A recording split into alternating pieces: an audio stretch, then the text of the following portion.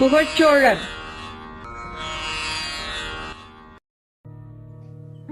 திருச்சியை அடுத்த உறையூரை தலைநகராக கொண்ட புகழ்ச்சோழன் சிவபக்தன்.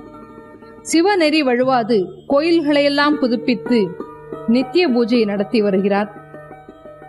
அவரது பட்டத்து யானை திடீரென மதம் பிடித்து சிவகாமி ஆண்டார் என்ற சிவனடியார் கையிலே இருந்த பூக்கூடையை சிதறச் செய்கிறது.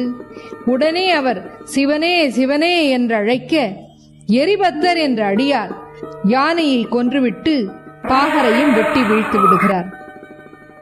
இதனை அறிந்த மன்னன் தவறு என்னுடையதுதான் என்று எரிபத்தரிடம் தன்னை வெட்டிவிடுமாறு பணித்தான். இவரது அரசாட்சியில் வரி கொடுக்காததால் அவர் மீது படையெடுத்துச் சென்று வருமாறு படைகளை ஏவ மாண்டவர் தலையுடன் வெற்றி வாகை சூடி வருகிறது படைகள். அவற்றுள் சடாமுடியுள்ள ஒரு தலையை கண்டு மனம் வருந்தி பதபதைத்து தவறு செய்துவிட்டேனே என்ற கருதி ஆட்சியை நீங்களெல்லாம் செவ்வனவே நடத்துங்கள் என்று அமைச்சரிடம் கூறி உரிய காலத்தில் நீங்கள் என் மகனுக்கு பட்டங்கட்டுங்கள் என்று சொல்லிவிட்டு தீ வளர்த்து திருநீர் பூசிய பொந்தட்டிலே அந்த ஜடாமுடியை கொண்ட அந்த பெருமானின் தலையை ஏற்றி தீயிலே இறங்கினார். தீயிலே அவர் இறங்க பூமழை பொழிகிறது. சிவபெருமான் திருவடி நிழலை அடைகிறார். இந்த புராணத்தை பார்க்கும்பொழுது இம்மன்னன் தானே சென்று ஒரு அடியாரை கொல்லவும் இல்லை, தளபதிகளும் அடியாரை தேடி பிடித்தும் கொல்லவில்லை. ஒரு விபத்தாக கூட இருக்கலாம், அல்லது அந்த அடியார் போருக்கு வந்திருக்கலாம். ஆனால் அது வீரனின் குற்றம் அல்லவே.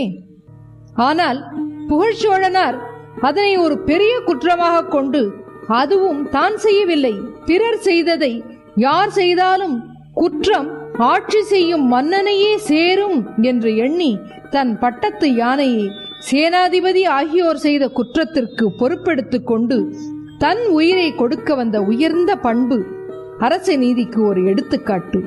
தினை அளவு குற்றத்தை கூட பனை அளவிற்கு கருதும் பண்பாளர்கள் அல்லவா அவர்கள். புகழ்ச்சோழர் என்ற இந்த பக்தர், இந்த சிவனடியார் இந்த நிகழ்ச்சியை பார்க்கின்ற பார்வையே வேறு. சிவனுக்கு செய்யும் குற்றத்தை விட சிவனடியார்களுக்கு செய்யும் குற்றம் மன்னிக்க முடியாத ஒன்று. இதற்கு அபராதம் உயிர் தியாகம் ஒன்றுதான் என்ற அடிப்படையிலே சோழர் தீப்பாய்ந்தார். அடியாரின் பாத கமலங்களை வணங்கி மகிழ்வோம்.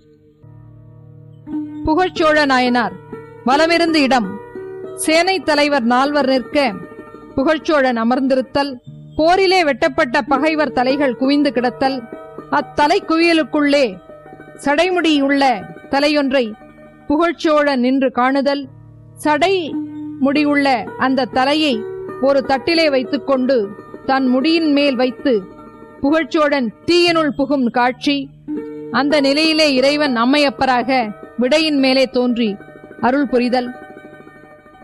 பொழிற்கருவூர் துஞ்சிய புகழ் சோழர்க்கு அடியேன், பொழிற்கருவூர் துஞ்சிய புகழ் சோழர்க்கு அடியேன்